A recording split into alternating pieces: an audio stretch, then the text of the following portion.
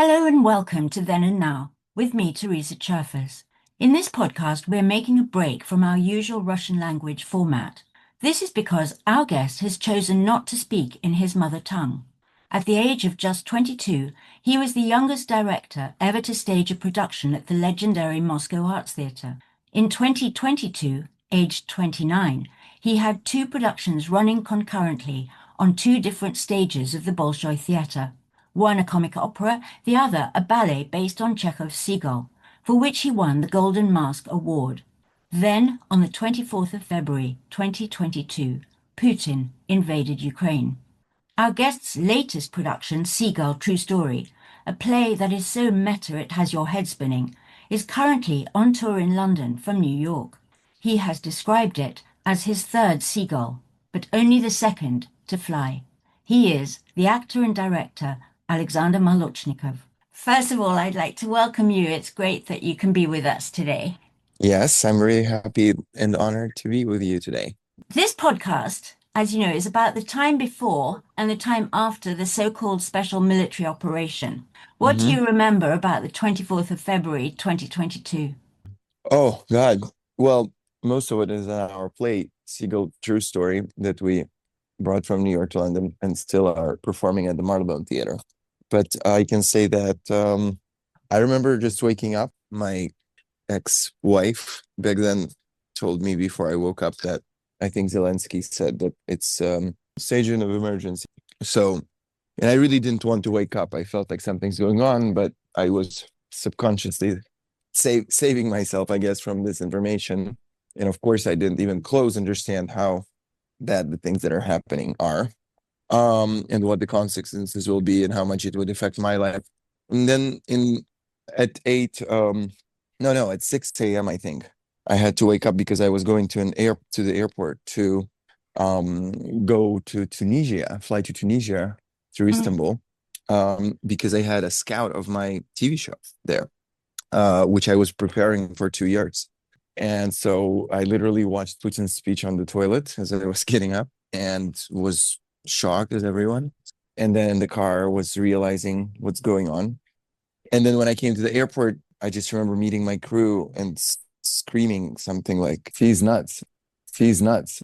People in the airport sort of looking at me and already a little bit afraid that they're near someone who's, I guess, saying the truth or something that they would have wanted to say.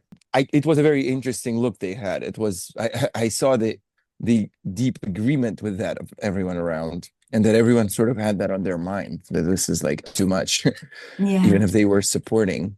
But at the same time, everyone was just so confused and lost and surprised, unexpectedly surprise.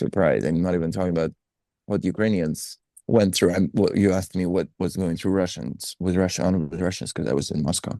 You've described your current production in London, Seagull True Story, as your third seagull, but only the Yes. second to fly. What happened to the one That's that true. never flew? Well, that's funny story. It happened so long ago that it's already so small compared to what happened later, but it's also related in an awkward way because the head of the Moscow Art Theatre, Oleg Tabakov, who was an amazing actor and a fascinating artistic director who made the Moscow Art Theatre, which was the main theater of the country with 3 stages with 12 premieres per year, a very big, very rich institution. He made it into a very free-minded, very experimental place where there were commercial plays, but at the same time on smaller stages or on the big stage, there would sometimes be something absolutely nuts. Sometimes that nuts would be so nuts that people would want to see it and would become commercial. It was so experimental. It would become very well-selling, etc. Well, I can talk about him for a long time, but he was protecting all that from attacks of the Kremlin that were by then much weaker, honestly, first of all. And second, he had enough power to just say, like, okay, guys, you go do your thing, and I'm doing my thing here. And then he died. And right before he died, I started rehearsing the Seagull in 2018. It was also the year when Kirill Serebrennikov, a big Russian director, got home arrested. So, and then the people in the power finally felt like, okay, he's dead now. We're going to set someone of ours there. And they chose this very traditional, very conservative director and set him as an artistic director of Moscow Art Theater. And he basically shut down that Seagull. He just said, I didn't even hear about plans about this play, so bye. So in a way, it was also the reason the Seagull's flight was interrupted was also for some government reasons in some way. I wouldn't say it was like censored or anything. No, just they set up a guy who wasn't interested in this type of stuff. And when did you decide that you could no longer live in Russia? When I left already, when I left and when I saw, honestly, like, I mean, no, the when I was leaving, I didn't have a thought that it's immigration. I thought, okay, my position was always that if you can be in Russia and do something free-minded, you should be doing it. So that's why I don't blame people who stayed or anything like that. It depends on what you're doing there, how you live your life. And I really stayed in Russia for the first 5 months of the war, and yeah. But then when the draft started, basically, I was already in the U.S. and I realized, and I was pulling out my friends to Kyrgyzstan and Kazakhstan and so on, and it was pretty clear that there's nowhere to come back. Alexandra, this is the first time, that we've done this podcast for the website Rights in Russia in English with a native Russian speaker. So I want to ask you, is your decision not to speak Russian a political statement? Oh no, absolutely. I love Russian. I love speaking Russian. Honestly, I love speaking Russian much more than English because I feel still much more free and relaxed. And it's funny how when you speak English, you become a little bit of a better person in terms of English elevates. I mean, not better actually, nicer person, which doesn't mean you're better. You might be fake. But English does kind of uplift your. It's when I speak English, it's a little bit like da da da da da da da da. And when I speak Russian, I'm immediately a little more tired. I'm like, слушай, ну что, я не знаю, что делать, блядь, я заебался. And and sometimes you want to be more tired. You want to be a little more yourself. And of course, I'm more myself when I guess. I don't know. Or maybe I speak English for a while already and I feel some other, my other self as well. But the reason actually is that I just really avoid, well, the last time I spoke to the Russian audience was a 6 million people interview with Yuri Dudь, which was almost 3 years ago. But to me, like all I needed to say in the dialogue with Russians, by then I said, I gave another one to Misha Ziger, but it was I just feel like when I speak Russian, I have some responsibility to make some sort of not a statement, no, but like, but my, it's hard to tell you. I guess I just want to kind of send some sort of a message, some sort of a story, and I prefer to do it like once rarely to a big amount of people to with speaking like with your, as far as I understand, your podcast is more focused on more intellectual, more narrow audience, which I think should, if they live abroad, let's all be learning English because we live here. And I think it's about integration. I think it's about trying to that's why I do the plays in English also. I've been suggested to do Russian plays maybe like 10 times in Russian with some actors that also left or that live here. And I never agreed because I feel like if I do a play in Russian in US or in UK, it's kind of like doing an Uzbek play or a Kyrgyz play in Moscow, which is fine. I don't mind it. It's just no one's going to come see. Okay, I get you. So what happened to your stage productions that were still in repertory in Moscow after you left?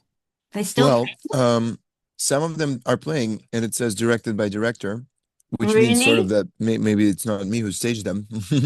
But yeah, that part of the story we have in the play is absolutely true. So what was your plan when you left? Because many people who left had no backup, no plan, but you did. What was it? Well, I did get into Columbia University. Coincidentally, I applied in November before any thoughts of the war. Yeah. And I actually got in exactly a week after the war started, or even like a few days. So yeah, my plan was to study, but that's not an amazing plan, honestly, because I already for 8 years was, building my career. so just to go back to university is a pretty challenging story if you don't have anything parallel to it. I mean, to keep working and Yeah, study a little bit is fine, but I had no promotions to work. right. So basically, when I came to New York, I knew two people. My aunt is a doctor, thanks very much to her, and my and but she lived in near Brighton. I lived in Manhattan, so we literally never saw each other. And my brother is also in New York, who's my dad's son, but I saw him about 10 times in my life also, Gosh. because I found out he exists when I was only 11. Mm, So also not like the closest person, although I really love him. I mean, it's not, I mean that there was nobody who I could, fully like live with or rely on or something like that. Not at all blaming them, but they're great. It's just, it's pretty like not the closest relatives. hmm. So yeah, and basically I had not a single, I knew of Mikhail Baryshnikov, with whom I met in about a week after coming, but it was just one meeting, and I never knew there would be a next one. But yeah, basically by when I came, I didn't know anyone. And you studied film, did you, at Columbia? Yeah. Yeah. And what were your impressions of classes there? I know you spoke to Michael Ziger about that. It's very interesting Yeah. what you experienced there. Mm, well, on the one hand, there were great professors there from whom I learned, and we made a film, Extremist, which is my thesis film, that won two student BAFTAs. It won the Columbia Film Festival. It was in Telluride Film Festival. It's now going to the New Hampshire Festival. Hopefully, we'll win something there. But and that movie wouldn't happen without Columbia, so I'm really grateful for that. Mm, to put it short, I just think something is really off with the system of not with the system, with the cultural shift that happened in generally, I mean generally in the US, in the Western culture and in universities specifically, because woke, so-called woke culture is very, very active there, and Columbia is not an exception. Mm, Mm, and I mean, I don't want to say too much, but to me, it's an ideology that brings fear, mm, that brings fear to be excluded from the society, canceled. And to me, it's very similar in a way to being censored, to right. being afraid to speak, afraid to offend someone on every single topic, every single unpredictable direction that could be thought of or not thought of, or you didn't even mean to say anything Mm, offensive, but somebody got offended and complained and prioritized being offended over some more simple things, like talking to someone and saying, "Hey, don't do that. Don't say yeah, this. This doesn't make me feel good." Having a conversation, having a yeah, fight in the end of the day, um, which sometimes brings great friendship after fighting. So I think, yeah, that there's a lot I can say to that, but I'm quite sad that this is happening, because the America I lived in when I was younger, at 10, 11, as a kid, really brought that big feeling of freedom that was very different from Russia. Very, very free-minded people were studying with me in school in Portland. Of course, we were kids and all, but you know, even as kids, we went to protests against the war in Iraq. We could mm, talk about whatever. Nobody told us we can't. Nobody told us about our skin color ever, or about our. There were all races in the class, or about you know, anyone's. Of course, we didn't speak about sexual preferences back then, but but the all the questions that are now so underlined, so emphasized, so there's so much focus on it, they were just not really there. And yes, I understand that there were other consequences from that, and someone and maybe huge groups of people felt unfairly disrespected, or so on. But I feel like now we are all thinking about who is who, and how many people of that or that or that are in the room, and how do we behave according to this, and so on. And I think this is not, it's not human nature. I yeah, think human nature, and not, definitely not free human nature. And I also think that hate is as important as love. I think that being angry is is the same part of a human being, of human soul, as being in love or being kind. Mm. And to forbid anger, to forbid hate, is not much different from forbidding love. I mean, of course, up to some level. Of course, there is just a crime code. Of course, you can't beat people up on the street or worse. But the feeling of anger, if it's subtextual, if it's subconscious, it's always going to be there. You cannot shut it up. You can Yeah. only make it bigger if you suppress it. How did these experiences that you had of teaching at Columbia, of your lessons there, inform the rehearsal process for Seagull True Story?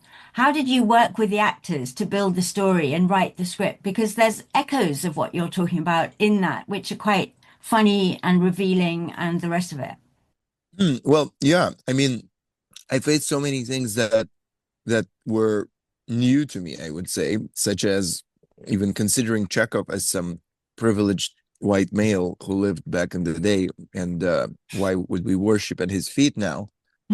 Um, which literally traveled to the play. But these are things that I've been hearing.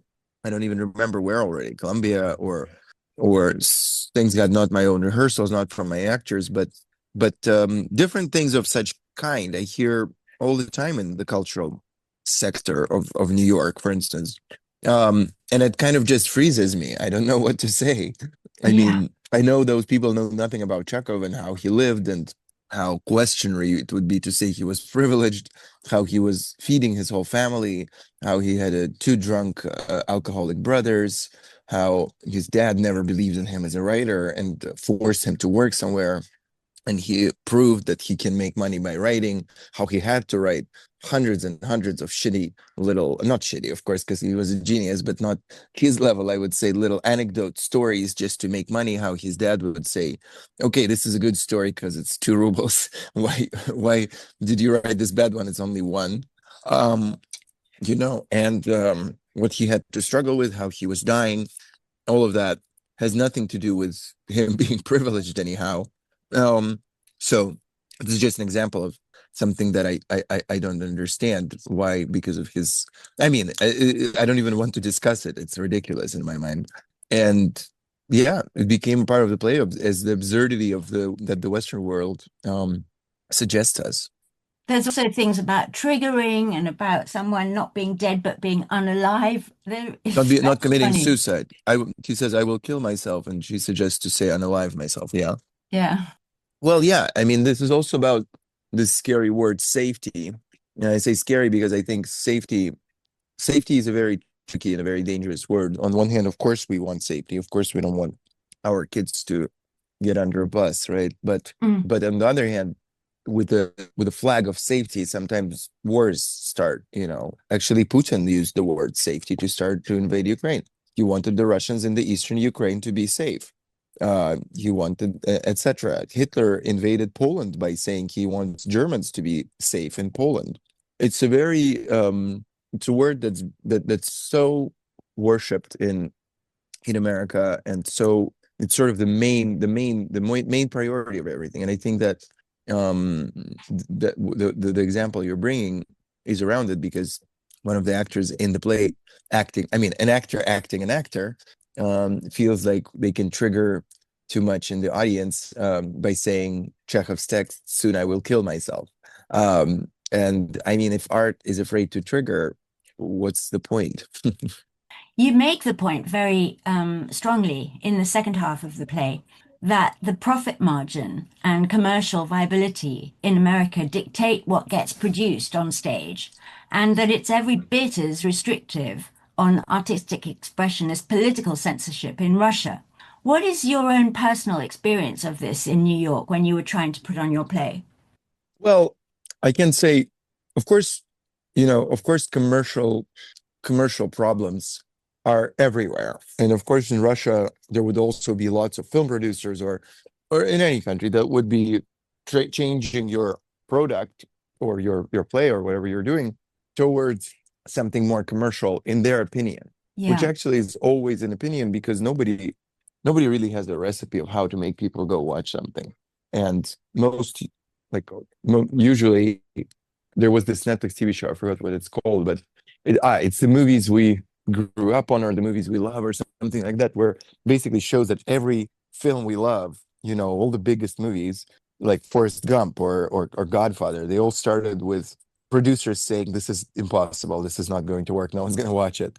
So I think it's a universal problem, but of course, theater in New York specifically, big theater is big stages, and I had the luck to experience big stages in Russia because I was staging at the Bolshoi and the Moscow Theater, which are 1,000 audience member auditoriums, and I now extremely admire those people who really let something not obviously commercial, not it became commercial actually. My plays were selling very well, but they weren't, you know, clearly some stupid comedy or some Yeah. just like plain musical. I'm not saying all comedies and musicals on Broadway are stupid, not at all, no. But often I can see that it's like the studios, right? The Marvel or something. They just have some formula as they think, and probably they do know, of course, much better than me how to make those commercial products. I can't even call them plays, and they just make them, and it's something I'm experiencing now. Actually, it's a little sad because there is just a very different culture of drama theater in London and New York. I don't know. Are you interested about this? I can talk Yes, I've a got little it. bit. Yeah, I Yeah, wanted to ask you what it's you think. very, it's extremely text centered, which is Yeah. not good or bad. It's just the way it is. The figure of the director that has been in the center of European theater in the last century after Stanislavski. Basically, people would go to either see an actor they know or to see a director's play, to see Serebrenikov's play, to see Castellucci play, to see Jan Faber play, to see Ostermeyer play, to see I don't know, Krymov play in back in Moscow, or God, I'm trying to remember this Commedia dell'arte god of Italy, and I forgot his name suddenly. Oh, It came yeah. popped out of my mind. Um, anyway, not Galdoni is the playwright, of course, but Okay. it's just like really close, and I can't remember him for some reason. I'll remember later. Anyway, or Talheimer or whoever, and in New York, there's not really directors that we know. I mean, Bob Wilson is a great American director. Before dying, he almost didn't stage in the US. In the UK, there are some great directors such as Declan Donovan or others, but also, in any case, there are directors, but I think that people go to see plays. They go to see, so the playwright, and I don't mind somebody else being the main person in the house. It's not about wanting to be important. No, it's just that I'm not a playwright and I'm not an actor and I'm not a director. And when I see plays that are very successful and we're direct and the director there is absolutely unnecessary. I just saw the play Weir Yeah. with Gleason. Great play. Super successful, beautiful audience reception, amazing actors. Could be done by actors on their own 100%. They're Mm-hmm. great actors, they're smart people, they know how to break down a scene. They could come say, okay, where are we? Bar. We need a bar. No set designer, just prop people, build a bar. Um, then they say, okay, I enter in the beginning, I'm a barman, and I'll be at the bar, and you'll be sitting here because you're the main actor. So you'll be Yeah. sitting in the center in a spotlight, and then we'll have a toilet in the middle. Somebody walks out, you will walk out. Where should we put the toilet? Left or right? Let's do left. Okay. And then the stove, the fireplace on the right. That's it. Done. It's Directed, actually directed, directed by the direct. author of the play. It is directed by the author of the play, which makes sense because it doesn't require Directing. what I think directing is. And directing is, I don't want to go into definition, but everybody who knows what I'm talking about knows what directing is. It's where you feel a world that is built by someone. You feel that it's not just a very well acted play in a realistic set. It's a world, an alternative reality, a miracle on stage that people go for to theater. And I'm sad that it's not wanted here, I really. I mean, I but want but before you ask the question, I wanted to say that at the same time, thanks God, our show, of course, it's not a huge venue. It's a 200 people audience, but we had almost 50 shows, and we are over sold out. I couldn't find a seat for any of my guests yesterday because we were always sold out till the end of the run, which means that I think it was 12,000 people who were supposed 12,000 tickets we were supposed to sell. In the beginning, we were like second week, we weren't fully sold out. So let's say 10,000 people we found in London who wanted to see something. And I don't know if it's a good play I did or a bad play, but I know that it's a play that's directed. So there is some audience that wants it. It's just not the top trend, I would say. Well, I want to say, as a person who was in the audience, that I completely loved it, Thank particularly you. because it was theatrical. You know, it couldn't have been a film and it couldn't have been a television um, program or anything. And it Yeah. had an energy and it used Uh-huh. everything that actors have, movement and mime and props that made it completely, unmistakably a theatre experience. So Yeah. I haven't seen that in London in a long time. You know, it's absolutely true. And one of the scenes, I have to say, which I completely loved, is where your actor comes into the dreams of the main character as Putin, bare-chested on a horse, and he appears to con the director in his dreams. It was Hmm. fantastic. But I wanted to ask you because there's no Trump anywhere in that America. There's no What do you mean? There is. There is. He talks like Trump in the end. The MC who is playing the producer literally speaks with Trump's voice in the end. yes, but it's not it doesn't really address in my mind the parallels that have happened Hmm. since, you know, that make Okay. Putin. And I So wondered if it yeah. was, if you think that there are parallels now that New York is your home, do you feel that such parallels can be drawn? Well, yeah, of course. There is something that's happening that in culture as well, that can be drawn, and definitely, definitely, Trump's administration is on the way to, of course, firing Kimmel is very similar, and what's going on with Kennedy Center. Yeah, the thing is that the play came out in May.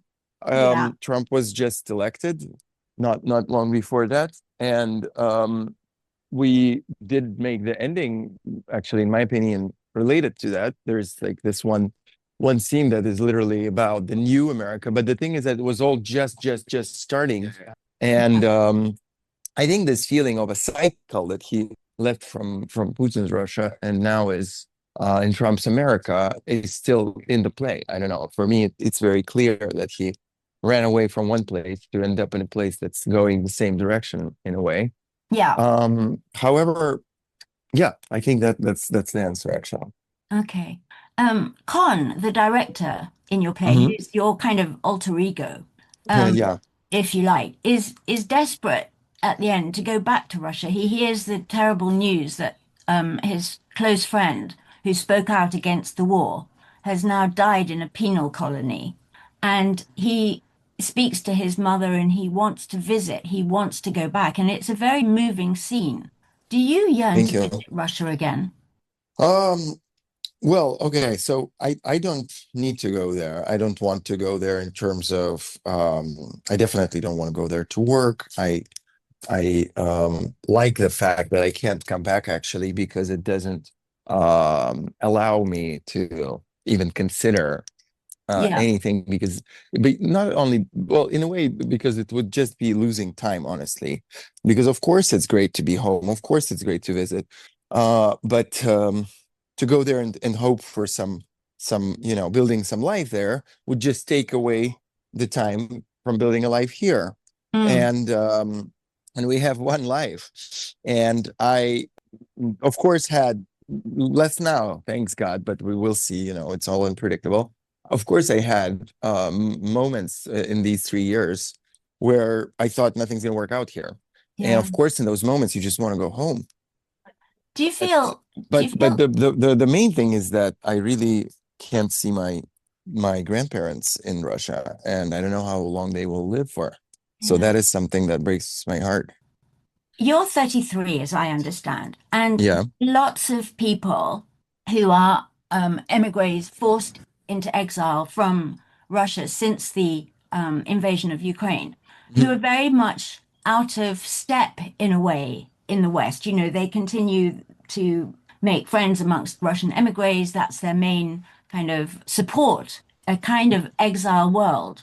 Hmm. Do Hmm. you feel that that you are different from that, or that you want to be part of that, or can you actually be in both? What do you feel Well, it? I think, yeah, I definitely never wanted to be a part of any community in general. I kind of feel fine on my own. I have friends, I have relatives, I have people I love. I don't need to be a part. I don't think I yet need to be a part of some community in any way, in Russian, non-Russian, any. But I, at the same time, really admire that the Russian community comes to see this play. And I think it's important also that when Americans or Brits that are watching are sitting amongst Russians, and it's a mixture because we have either 50-50 now, it's more 70 percent British, um, and 30% Russian. But I think there is something about this exchange of Russian emotional perception of this play and let's say the British perception. It's in English, and I think it's a play that totally can hit everyone. I know that it's a play that can hit everyone. Um, but there is, of course, for people who have experienced what happened in 2022, it's immediately more emotional. But they are a source for those who didn't experience it when they sit next to them in the audience, if you understand what I'm talking about. Alexander, on the first anniversary of the Hmm. full-scale invasion of Ukraine, I read that you posted something on social media, and what you wrote was, a year ago at 6:30 a.m., I wrote, "Forgive us. Today I know you won't forgive me. I'm 30. Hmm. I plan to live another 50 to 70 years, and I believe I'll see the day when you will forgive me." What makes you think that? Honestly, now I can say I don't see that day. I don't think Ukrainians will forgive Russians. And honestly, I do not see the end of this war in the next years at all. Or the end of Putin, even if the war is over. And even if Putin is over, I don't see the end of, authoritarian regime. Mm. So I think that, yeah, I'm quite pessimistic in that sense. And hopefully, on a more optimistic note, tell us what's up next for you. What are you working on after Seagull True Story? And where do you see Um, yourself? mhm.